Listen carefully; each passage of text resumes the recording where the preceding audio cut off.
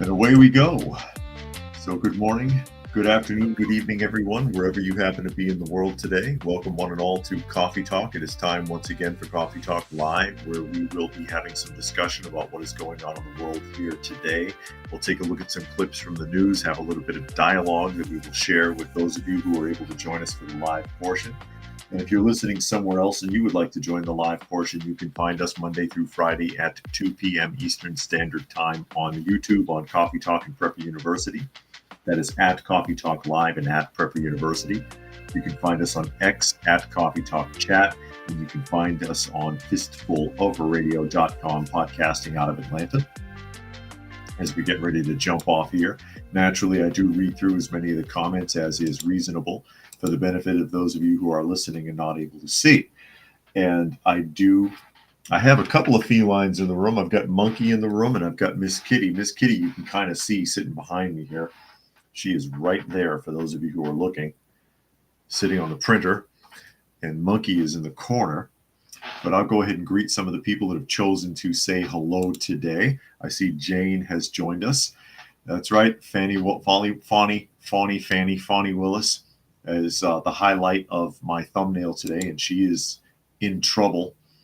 Helter is here today, as well as Dragon. Monkey is here. Country Living is here, and Monkey made a donation to the channel today. Thank you, Monkey. Something to help out the felines. As you all well know, we still have 18 that we're taking care of. We're going to have them for a long time, I'm sure. Every bit helps, and I sure do appreciate it.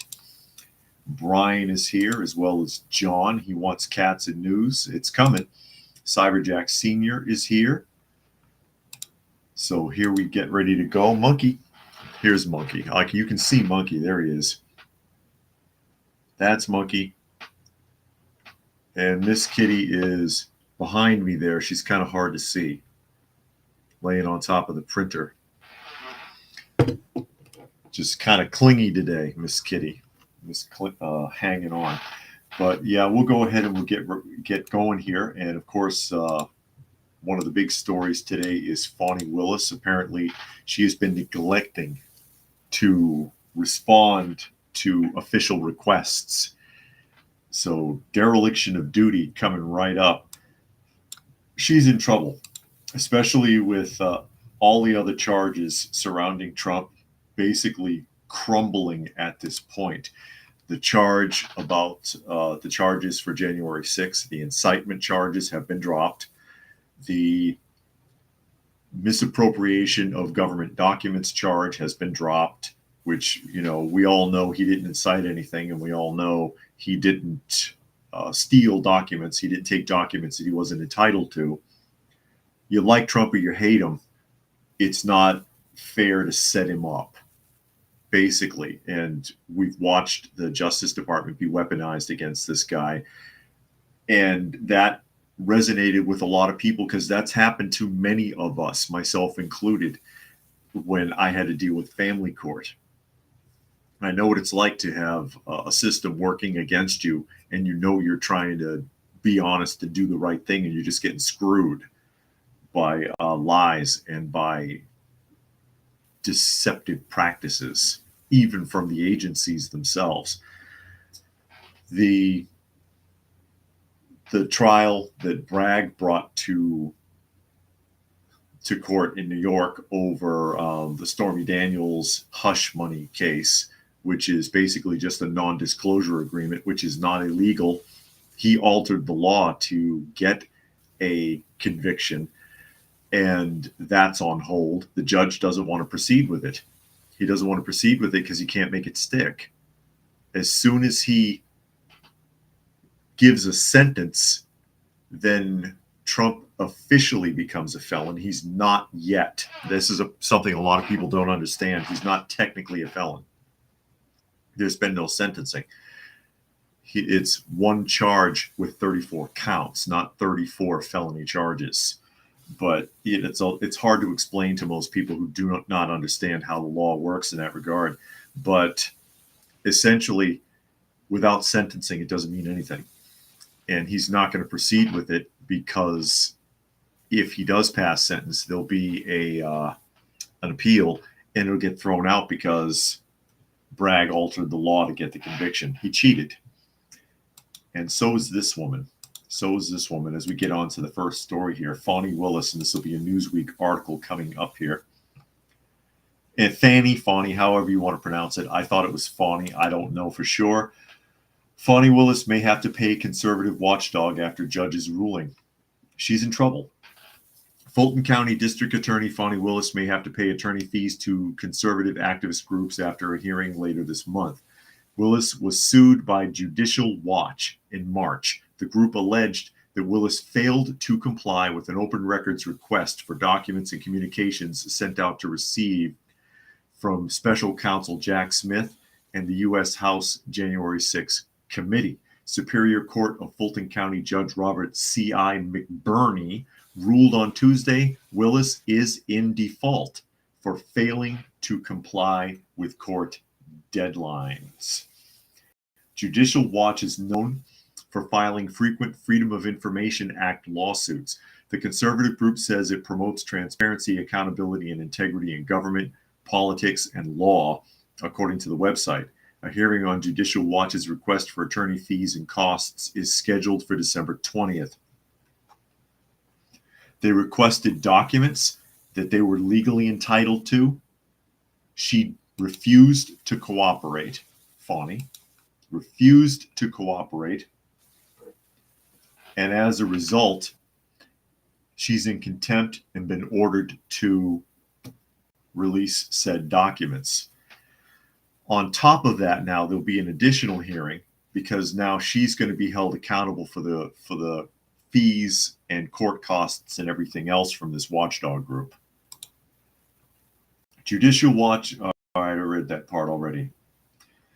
Willis was served March 11th, and Judicial Watch filed the return of service March 13th. Willis was then required to answer within 30 days. McBurney said Willis had legal action she could have taken to challenge that deadline, but she did nothing. She never moved to open default or on any basis, not even during the period when she could have opened default as a matter of right. She never paid costs. She never offered up meritorious defense. McBurney ruled Willis violated the Open Records Act by failing to turn over records or informing Judicial Watch of her decision to withhold some or all of the records. Willis was ordered by the court to conduct a diligent search of her records to determine if she had the requested records within 5 days of the ruling. She's then ordered to turn over all records to Judicial Watch that are not legally exempted.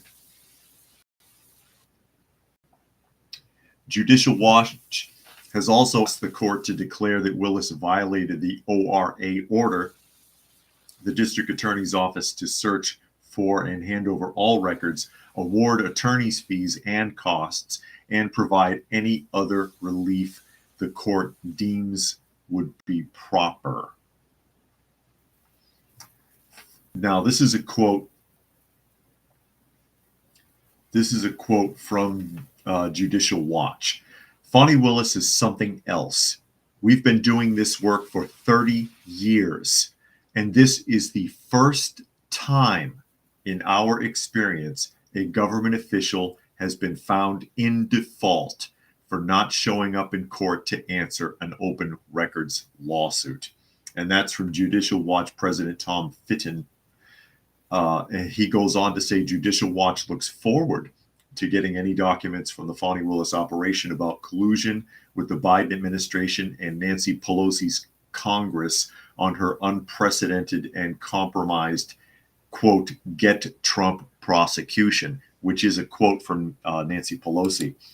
So they're literally sitting there and saying in 30 years of doing watchdog lawsuits and requests for information, this is the first time anyone has ever refused to comply. 30 years. Well, she made history. She always wanted to make history, Fani. She got her wish. Gary Edwards is here. Glad you can make it today. It says Willis was first elected as the district attorney of Fulton County in 2020. In 2023, she indicted then former president, or indicted then former President Donald Trump and 18 others on multiple charges, including racketeering. I think those charges have been thrown out for most of them, correct? The investigation focused on alleged efforts by Trump and his allies to overturn the results of the 2020 presidential election in Georgia. Last month, the Georgia Court of Appeals canceled the December 5th hearings for the appeal from President-elect Trump and co-defendants to disqualify Willis from the case. And the argument was canceled until further order of the court. It is unclear why the hearing was postponed. So Fani Willis finally made history, although I don't think this is the history she was looking for. And Raccoon has joined us. Glad you could make it today. I don't think this is the kind of history she's looking for. And as this opens up even further, remember, this is a woman who just won re-election, who went around to all the Black mega churches in the Atlanta metro area, begging for donations and thumping the pulpit. This is the woman, and it goes to show you where the modern church is today, who had this coalition of mega church Black pastors, preachers, ministers, bishops from the Atlanta metro area. Wealthy men in wealthy churches. Oh, Fani is doing God's work. She's working for Jesus. Yeah. The fact that you would even have a fornicator who is also suspected of theft up in your pulpit for 45 minutes says it all about the state of the modern Christian church in the Western world. Never mind the fact that it's a Black church or whatever, that's irrelevant. The fact that any church would allow it. Nepotism, because the man she was cheating with is the one that got the fat contract, made what, $1.5 million for nothing? Nothing. And then threw him under the bus in court. Bad attitude in court. You've seen some of those video clips, most of you. Really pissy attitude in court. I'm surprised the judge didn't flip out, except that he was also up for re-election. I think that's the only reason. Gary says Fani knows where the skeletons in the closet are, probably not going to get held accountable. But she's not that indispensable. I don't think she's that indispensable in the long run, especially with the current administration in shambles the way that it is and on the way out, at least for now.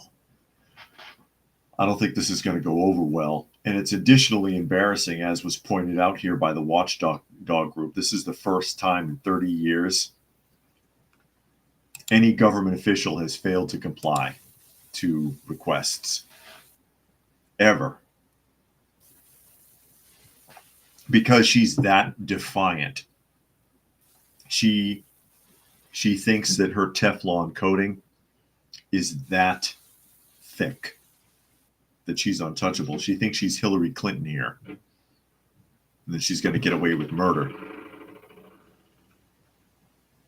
Remains to be seen. Personally, I'd like to see her get exposed and buried, because she's a fraud and a thief and a fornicator. and that sounds really, I know a lot of people nowadays in the modern Western world, they don't think that having an affair and things like that are that big of a deal. It is to me. I have a huge issue with that sort of thing. I can't stand the thought of it. If you've made an agreement with another person, like I'm married, you don't violate that agreement. You just don't. She knew that man was married. It's wrong. Eric says, if I remember correctly, I think the judge worked under her at one point, so the chemistry of the whole thing was weird, and that's why she got away with the way she acted, possibly. Gary says Fannie will probably get a Biden pardon. I don't know if she's important enough. I don't know if she's quite important enough, and that's already getting to be a bigger and bigger embarrassment all the time. The judge in the IRS case, the tax evasion case over Hunter Biden, forced to accept the pardon, and he's very livid about it. It's national news right now that how upset he is that. Yeah, I think the phrasing that he used was Biden is rewriting history. That he's getting a pass. That Hunter is getting a pass after all that. While we're on the subject of corrupt diversity hires in government, we may as well jump around to tenant Tiffany Henyard. You remember Tiffany, super mayor. Your super mayor's here. Here she comes in a Washington Examiner article. She's back in the news again, but none of the reasons that you might think. Things are starting to catch up with her. Maybe it'll open. Come on, Restream, let's go. Tiffany Henyard has been denied a place on the ballot to run for office again. She will not be permitted the opportunity to run for re-election. Even though she said that she was going to run for re-election, her own party is not going to allow her to do it. There she is with all of her makeup. God, that's a lot of makeup. I hate that. I hate seeing women buried in makeup. It's so unattractive to me. So here we go. America's worst mayor, according to the Washington Examiner. Tiffany Henyard has lost her nomination bid to retain her position as Thornton Township supervisor on Tuesday night. The Democratic Party caucus voted against Henyard's nomination because she did not have a full slate of leaders, including highway director, clerk, assessor, and 4 trustees on her ticket. She did not have a certified assessor, so the caucus moved not to grant her the nomination. Basically, they didn't want to work with her. She couldn't get anybody to cooperate. So it gave the Democrat Party the opportunity to throw her off the ticket. This is the first time in 30 years caucus was used in Thornton Township to determine who would be on the ballot. People cheered following the vote to deny Henyard access to the April ballot. She has served in the position of township supervisor since 2022, and her tenure has caused many problems as she has been accused of abusing the township's funds.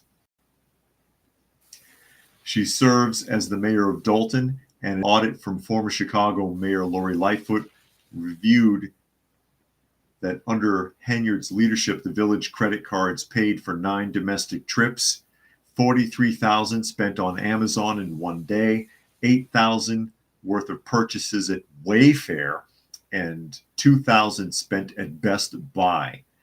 Unaccounted for purchases that are not part of city government. That's the problem. And that's just the tip of the iceberg. That's just the most telling things.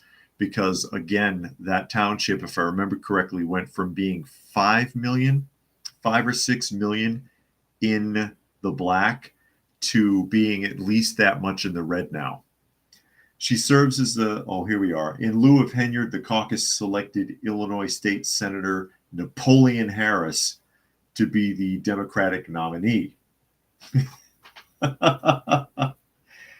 So to hear the people tonight, you heard them express how wonderful it was to finally get rid of her, says Bert Odelson, Harris's attorney. Nice. Now Henyard's only hope in retaining her position is to run as a write-in candidate. Henyard has bussed in senior citizens to attend the caucus, but they had arrived late. The room only fit 600 people, and many of her supporters weren't able to get in. I am amazed that she has supporters at all. That always surprises me when you see somebody that obviously corrupt, has support. They always have support. It's incredible. Who are these people? How bought in are you? What is wrong with you? Country Living says the left is falling apart from the bottom to the top. It looks like it. It sure looks that way, doesn't it?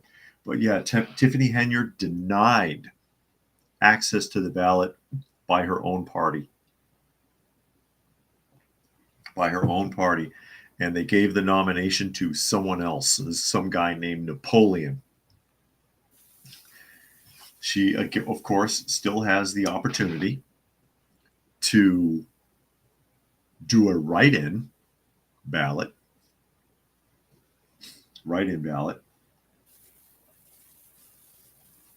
But does that mean she's going to get it? And once she's out of office, I wonder what else will be exposed. What other funding redirection? Because there needs to be a complete audit of that entire township at this point. A complete official audit, probably conducted by the state itself. And Dilo has joined us. Glad you could make it today. So there we are. Tiffany Henyard, super mayor, on her way out. It'd be interesting to see how deep this runs. I would like to see at some point, remains to be seen,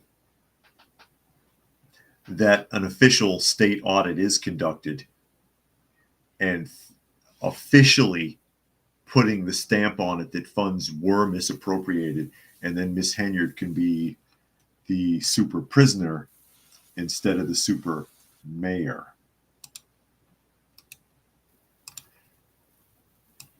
Fani Willis made history by being the first person in the experience of the company that the watchdog group, that is, in 30 years to ever refuse to operate. Well, Biden made history too. Here's some of Biden's miserable history, another Washington Examiner article. Biden has the most regulation-filled Federal Register ever. And there he is, looking really, really confused, as usual. He does look confused, doesn't he? Like he doesn't know where the hell he is. His register has over 96,000 pages. That's a lot of laws and regulations. With 7 weeks to go before he turns the keys to the U.S. government over to President-elect Donald Trump, President Joe Biden has made history in a way only Washington's swamp could celebrate. For the first time ever, the Federal Register, which publishes all the government regulations and administration's proposals, smashed through the record held by former President Barack Obama to set a new level that is sure to grow higher as the Biden team moves to lock in its liberal agendas. As of Tuesday, the federal manual's page count hit 96,088 so far this year.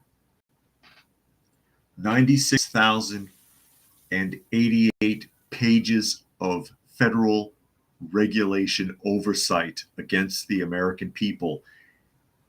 And it's only December. And the final page appropriately carried Biden's signature printed at the end of his Thanksgiving message. Quote, "This Thanksgiving, the last one I will declare as president, I express my gratitude to the American people. Serving as president has been the honor of a lifetime. It should have been. America is the greatest country on earth. It should have been. And there is so much to be grateful for. May we celebrate all that unites us, because there is nothing beyond our capacity if we do it together," according to his message. Yeah, so long as Big Brother is watching, I guess, right? Obama's record of 95,894 pages held for 6 years, and now Biden is likely to cross the 100,000 page mark before Inauguration Day. With a divided government, Biden has used sympathetic federal agencies and executive orders to put his regulation-heavy agenda into play. Trump, building on his successful effort to eliminate regulations during his first term in office, wants his regulators to kill 10 for every new one that they propose. Because all that oversight, it's not necessary. It crushes people. It crushes people. Raccoon says he hears a kitty. Yes, somebody back there. I think that might be Daniel. I don't know what he's up to, but that sounds like Daniel. He's down the hall. Semper Fi is here. Gary says Fanny and Tiffany, Fanny's and Tiffany's sometimes need a spanking. Yeah, well, that's how they got into trouble in the first place, at least in Fonnie Willis's operation there.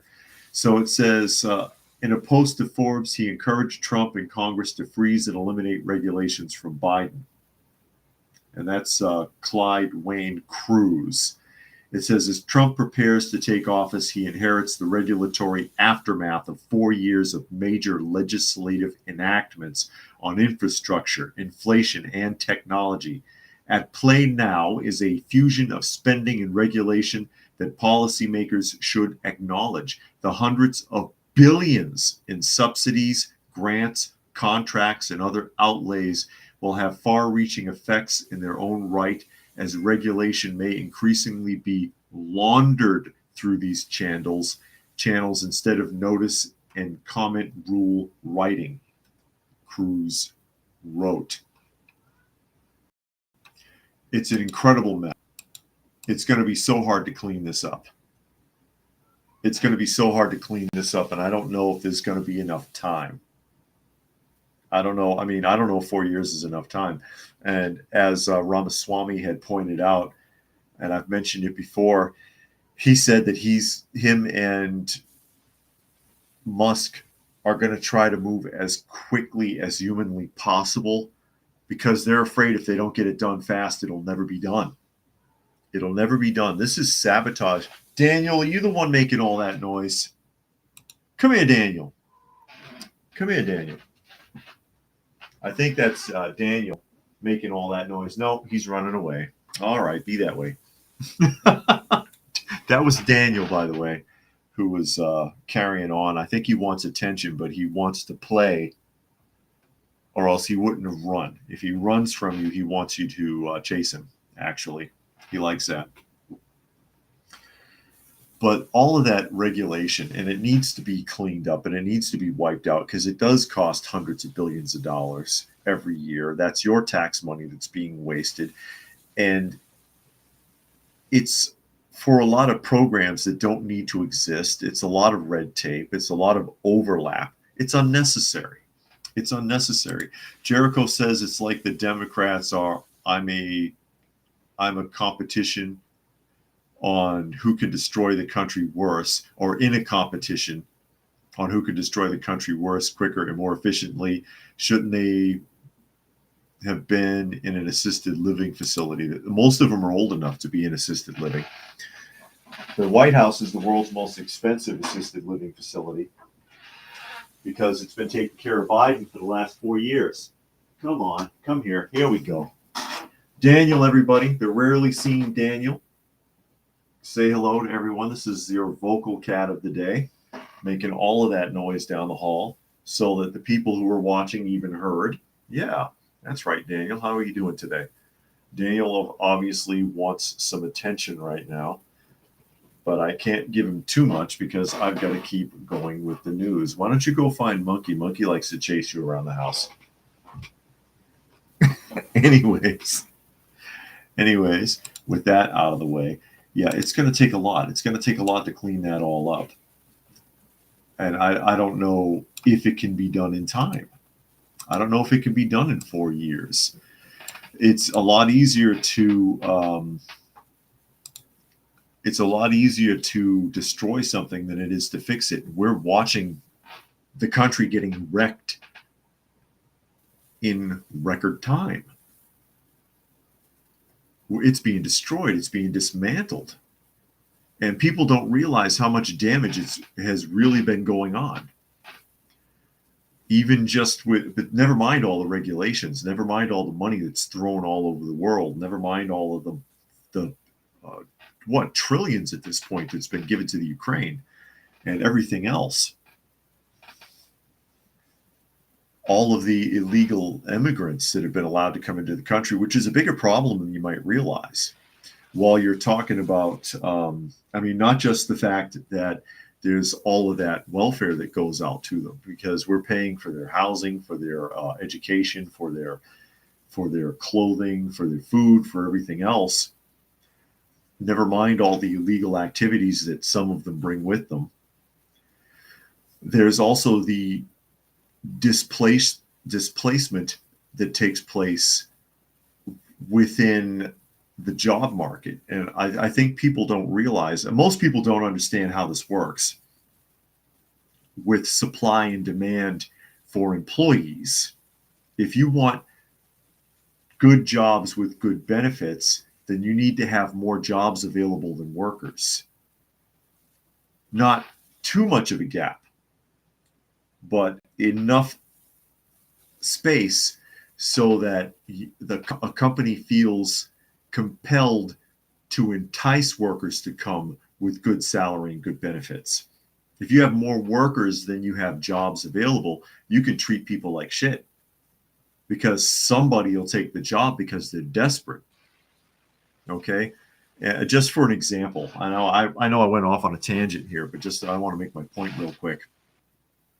If you have a big box store that needs 100 employees in it, okay, and you only have 95, but there's 50 places in town that's looking for help, and there's only maybe a dozen people looking for a job, you're going to make that job look pretty damn good. You're going to raise the salary rate. You're going to raise the pay for everyone for retention. You're going to have better benefits, better hours, whatever you can do to keep people coming. Okay. If you have one slot open and there's no other jobs in town and there's 5,000 people looking for work, you could treat everybody like shit. You could fire your whole staff, lower your wages, and hire a whole new crew. That's what's been done to America. You want to know why the job market looks terrible, why wages look terrible, why prices are up? Because they can treat everybody like crap. There's too many people here. All those media labor jobs, there's no reason why those media labor jobs should pay so low, except that they can be easily replaced now. And granted, you don't want it to be the complete opposite. You don't want to have a situation where you're the big box store that needs 100 employees and you've only got 60 because there's just no one out there. But you do want that buffer.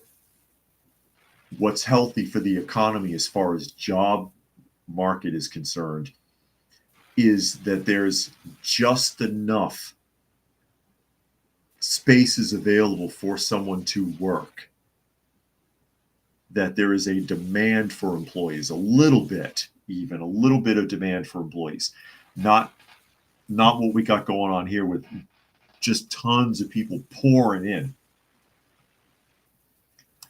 Gary says the Fed likes unemployment to be hovering around 5 to 8%. And there's Nash. He said, Kitty, that's right. That was Daniel. Yeah, he's a big boy. And then, of course, there is Miss Kitty. You can kind of see her right there. How you doing, Miss Kitty? You ignoring me? It's all right. She's probably asleep. No other felines around right now. Daniel ran down the hall anyways. Also making fake history in the news, another diversity hire. And this is a HuffPost article, and I hate Huffington Post, by the way, but they've got the article. Alexandria Ocasio-Cortez becomes the first person to pass 1 million followers on Blue Sky. And Blue Sky, of course, is that alternative site to X for all of the weepy, bleeding heart liberals who decided they don't like X anymore because they can't bash anyone who doesn't toe the line anymore. So that's what Blue Sky is. So Representative AOC has become the first person to gain more than 1 million followers on the social media site Blue Sky, saying, quote, "It's not rocket science why tens of thousands of people have abandoned X, the platform formerly known as Twitter. Ocasio-Cortez's follower count is only surpassed by Blue Sky's own official count," the platform said, according to The Hill. Blue Sky's surging popularity coincides with an ongoing exodus from X in the 2 years since Elon Musk's controversial takeover. Some of the people leaving Twitter have variously cited an uptick of hate speech, the throttling of traffic to certain news organizations, and Musk's support of President Trump as reasons to get out. On Monday, Ocasio-Cortez shared her own thinking. Quote, "Oh, that must have hurt. People are leaving Twitter because it's not fun anymore, and no one is obligated to be on a platform they don't enjoy. It's not rocket science." Okay, AOC. Ocasio-Cortez's Blue Sky account has been dominant for a year until she posted a message days after the presidential election. Quote, "Good God, it's nice to be in a digital space with other real human beings," she wrote on November 11th. Yeah.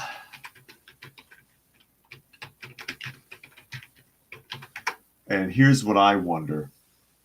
Here's what I wonder. Because you know that you can purchase subscriptions on social media accounts. Okay. Wanted to do it. I could buy views, likes, subscriptions, and even for YouTube, for X, for TikTok, for Facebook, for Blue Sky. Now, I don't have Blue Sky, but I'm just making the point. You can purchase those. I wonder if these accounts were bot accounts that were purchased.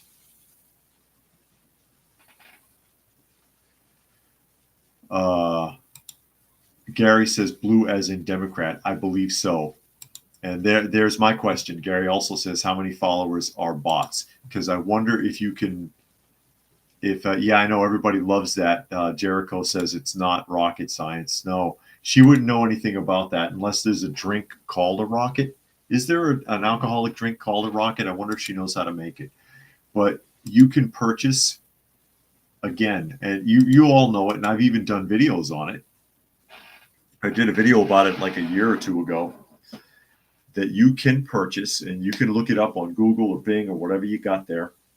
Type it in, buy social media subscriptions or likes or views. Likes, views, subscriptions, and even positive comments can be purchased for any social media platform, any of them. So I wonder if it's possible that some of those accounts might have been purchased accounts. There's no way to know. Only Blue Sky would be able to find out with investigation if they decided to search for that. And I know social media platforms claim to frown on that. TikTok or not TikTok, Twitter, before it became X, was found to have a ton of them. If I remember correctly, Elon, upon discovery, was shocked to find that something like 36% of the am I remembering the number correctly? Was it 36 or 37% of the accounts on Twitter were fake, were bot accounts that people purchased? And he wanted to do away with that because it's unscrupulous. Monkey says Blue Sky is an echo chamber with heavy TDS. Yeah, go ahead and have your own platform. Nobody cares. And Country says, I don't think any Democrat would ever pay anyone to like them. Yeah, quote Harris or Ahem Harris. Yeah. I wonder if that's what's going on here. And I mean, how many people even voted for her? Does she have 1 million followers? Or is it that people just like watching the train wreck? Sort of like Howard Stern. Back in the day, people hated Howard Stern. And he even said himself that he believed that half of his audience were people that were listening, waiting to see him get in trouble, that they couldn't stand him. He knew it. And I wonder also, again, how many people that are watching or that have an account there are hoping that they're going to be able to say one day, I was there when I saw AOC burn to the ground. Brian says in the video you said for a few $100s you could get like 1 million followers or subscribers. I don't remember the exact numbers, but I mean, I can look one up here really quick. Let's try YouTube, buy YouTube subscribers. And I'll show you what that looks like. Let me close that out and I'll open up an inquiry page and we'll take a look, Brian, real quickly while we have a minute. Buy YouTube subscribers search. Here it comes. And we'll just, here's Prodvigate. Let's try this one. We promote your YouTube channel. So 12 million. All right. I want 12. It says, how much does it cost? 12 million subscribers. How much is it? It says start as low as $49 a week.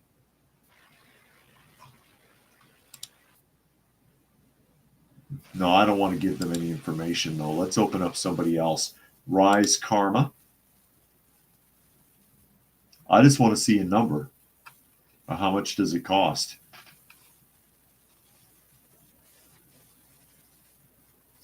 Okay.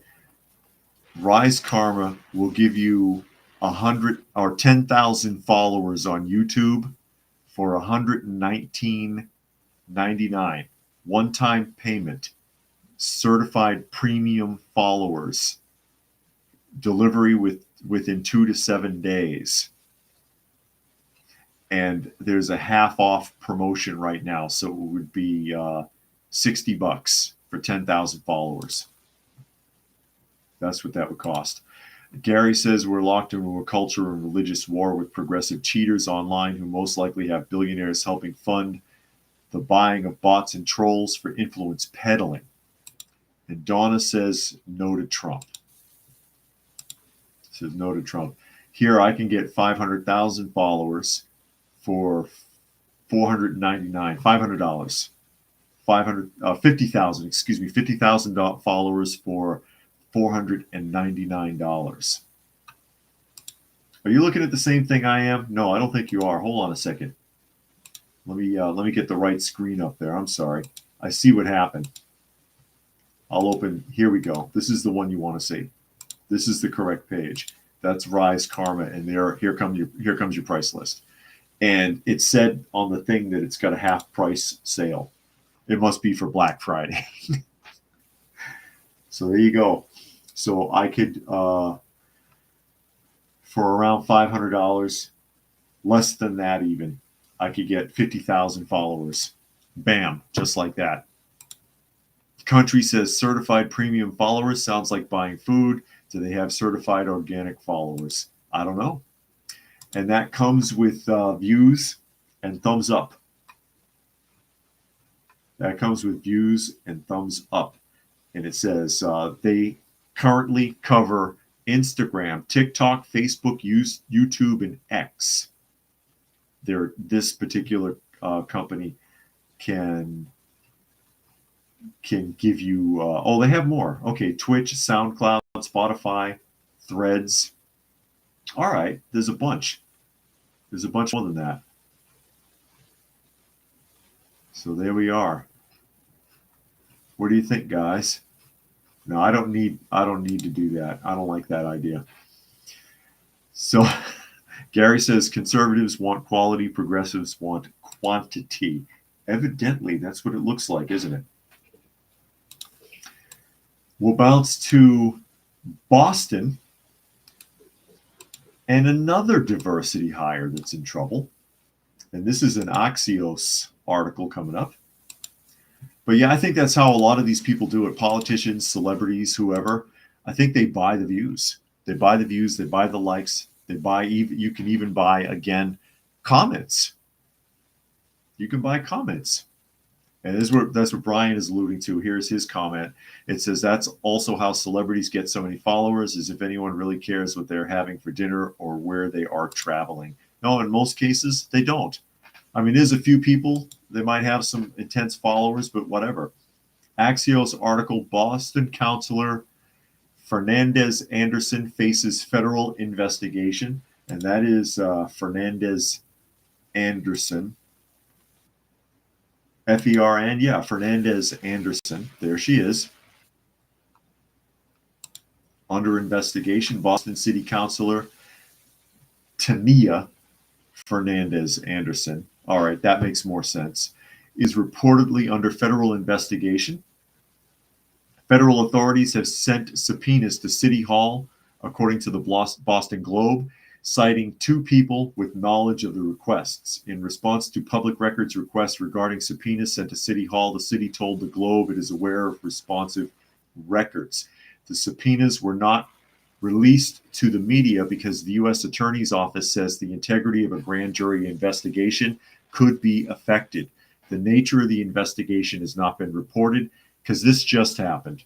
Anderson declined to comment when reached by the Globe. Neither Anderson nor the U.S. Attorney's Office responded to inquiries. Now, here's your diversity bit. She is the first Muslim, first formerly undocumented immigrant, and first African immigrant on the council. So she made history in Boston for being the first Muslim, African, undocumented immigrant elected to office. Anderson became a U.S. citizen in 2019 after coming from Cape Verde at the age of 10. Her District 7 includes much of Roxbury and precincts in the south end of Fenway. This isn't Anderson's first brush with controversy. Just last month, she was cited for failing to report $32,900 in campaign contributions and also for receiving donations that exceeded state limits.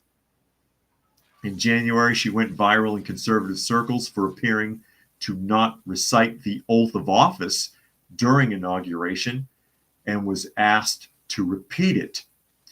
Anderson was also hit with a $5,000 fine for hiring her sister and her son to city council staff positions. Oh, so wow. Refuses to sign the oath of office or tries to get out of it. Nepotism, blatant nepotism that she had to pay fines for. Lied about donations and now is under a federal investigation. Snuck into the country. Did become a citizen in 2019. Was it 2019? Became a citizen in 2019, moved here from, or came here from Cape Verde.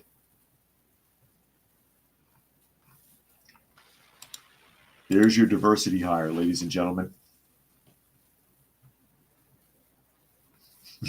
There's your diversity hire. Oh my God.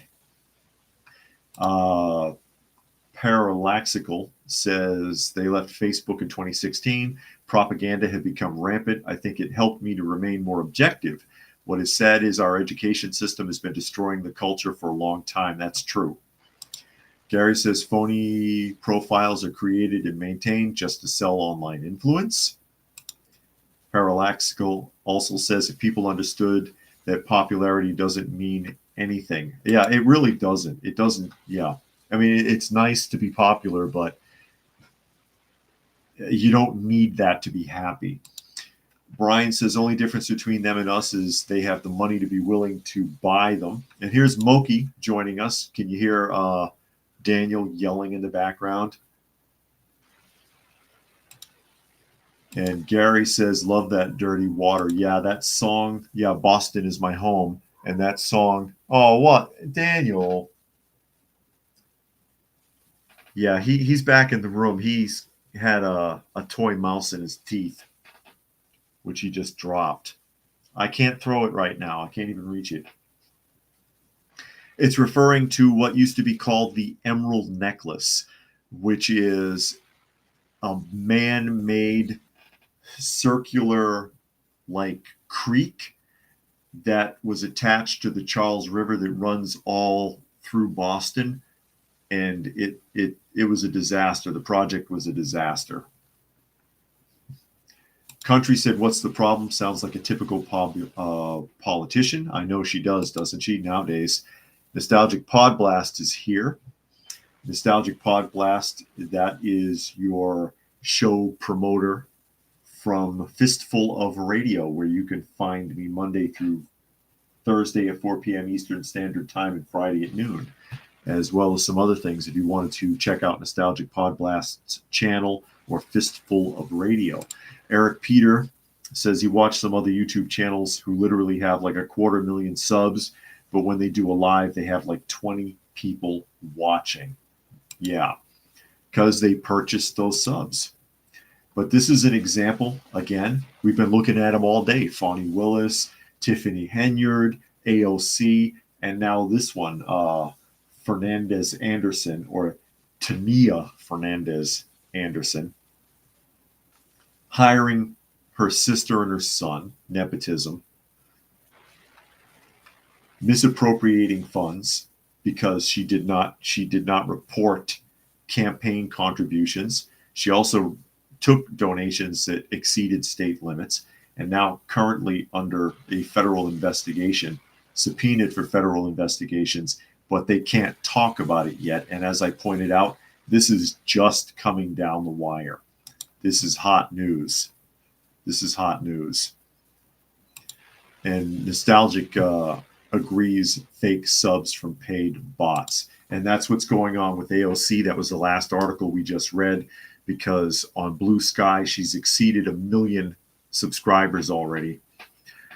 And she has the most subscribers on Blue Sky. And I'm like, how? Because she probably bought them. She probably purchased, because again, on all social media, you can. And there are farms. That's those subscription farms that you hear about or that you see, where again, when you go to the mall and you see the drop box, sell your old cell phone, and you drop your phone in there and it gives you a payment of some kind. Those phones, they all go overseas and they hook them all up, thousands and thousands of them, and give them all an account and use those to give subscriptions, likes, and views, and even comments on all sorts of social media platforms, whatever you want to pay for. And that's how a lot of these people do it. That's how a lot of these people do it, as was demonstrated on that one that I just opened up. I could get 50,000 subscribers tomorrow.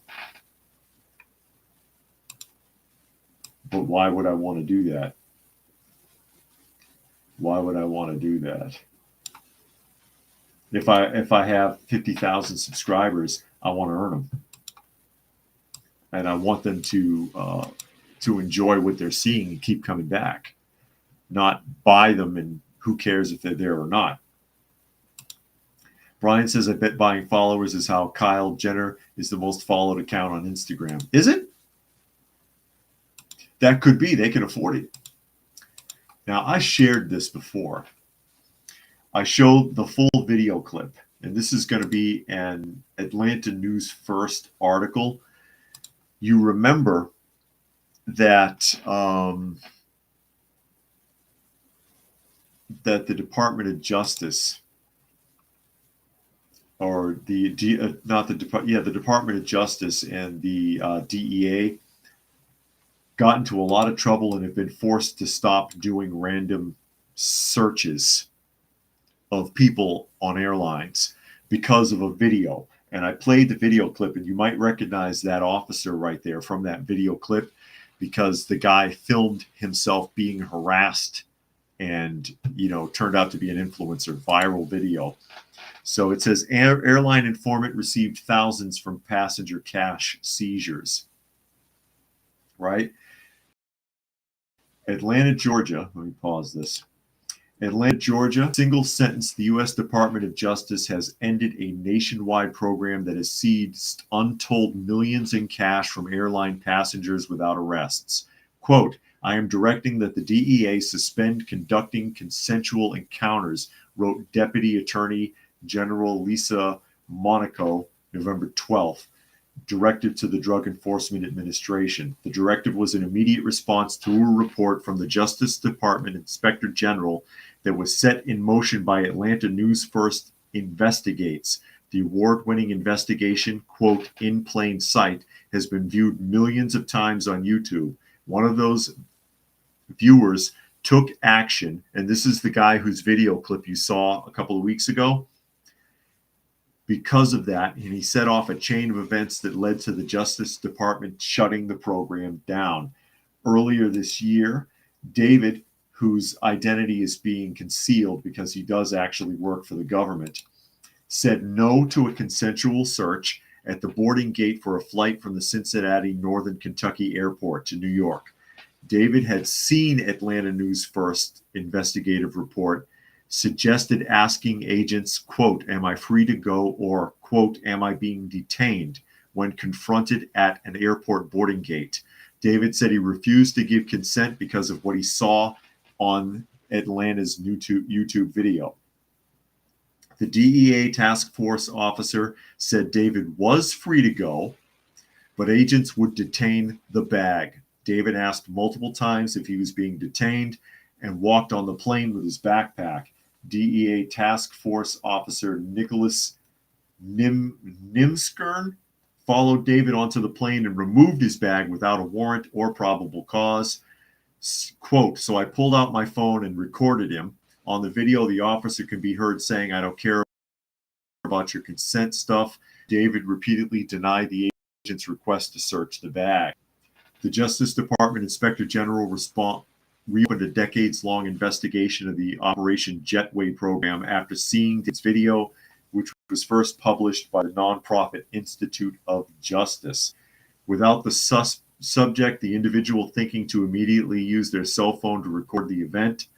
In fact, we clearly wouldn't have known about it because absent that video, there's no record of the incident, according to Inspector General Michael Horowitz.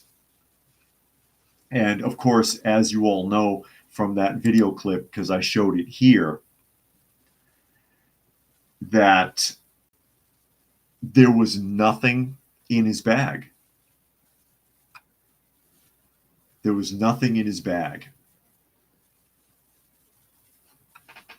He had done nothing wrong, but was being delayed, and he did miss his flight as a result. Gary said, I used to be a phone repairman for Time Life Books. In 1983, phone sales used to be my fallback job. Who wants to buy the Old West series? Yeah. Gary says, I have a disc jockey type voice. I'd make 10 to 15 sales in 4 hours every day. And Nostalgic said the audio was cutting out a bit, but now it's fine. It might have been during the transition. But yeah, now that is officially canceled, they can no longer without a warrant. And it's because of that video.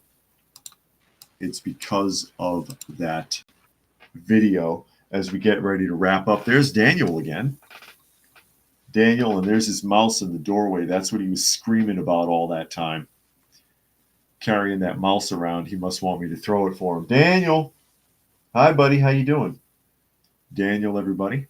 So I've got Daniel and Miss Kitty in the office as we get ready to close out. We are at the top of the hour. Special thanks to Monkey today for making a donation to the channel. Always appreciated. Goes a long way towards helping our feline friends. So again, you are listening to and or watching Coffee Talk, and you can find the live portion Monday through Friday at 2 p.m. Eastern Standard Time on YouTube, on Coffee Talk and Prepper University. You can find me on X at Coffee Talk Chat. You can find me on fistfulofradio.com, podcasting out of Atlanta. Thank you, everybody who was able to join us here today. As always, hope you got something out of the conversation.